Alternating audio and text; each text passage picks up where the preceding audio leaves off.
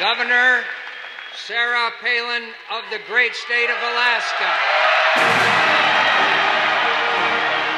Ever since she burst onto the national stage in late August, Alaska Governor Sarah Palin has electrified crowds and captured the imaginations of thousands of supporters. And yet, despite her popularity, she insists she's just like everyone. My mom and dad both worked at the local elementary school, and my husband and I, we both grew up working with our hands. I was just your average hockey mom in Alaska. But to those who know her, Palin is anything but average. In high school, she stood out on the basketball team, earning the nickname Sarah Barracuda for her toughness on the court. Before getting into politics, she was a television sports reporter and the owner of a fishing business. Her father says she could do anything she set her mind to. She had a mind of her own, and if she thought she was right, and she usually was, we saw that in her. She went from city council to the mayor of a small town, and then, less than 2 years ago, became governor of Alaska. She remains popular in her home state with an approval rating of around 80%. Honest, truthful, and sticks to her guns. Any task that she's ever been given, she stepped up to. Hillary left 18 million cracks in the highest, hardest glass ceiling in America. But it turns out the women of America aren't finished yet. And although some in her party hope Palin's nomination would attract Hillary Clinton's Democratic supporters, some say the political calculation failed.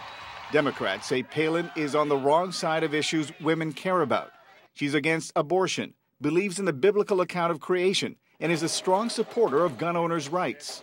I don't agree with her positions, and I don't think she has what it takes to be president. And with a 72-year-old man being the nominee, I think there's an excellent chance, or at least a theoretical chance, that she could be president, and I would make me very uncomfortable. She does not share my values. After weeks of intense scrutiny and some less than flattering interviews, some of Palin's shine is starting to wear off. Recent polls show more Americans now view her unfavorably, with more than 55% of registered voters saying she is unqualified to serve. Palin's slide in the polls coincides with a number of high-profile defections within her own party.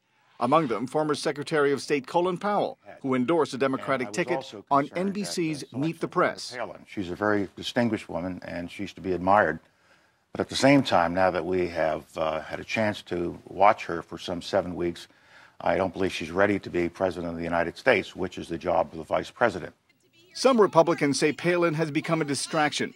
Recently, for example, it was reported that the Republican National Committee had spent $150,000 to clothe Palin and her family. John McCain says that issue is not worthy of the campaign and told Fox News Palin is ready to serve. She has excited and energized our base. She is a direct counterpoint to the liberal feminist agenda for America. She has a wonderful family. She's a reformer. She's a conservative. She's the best thing that could have happened to my campaign and to America.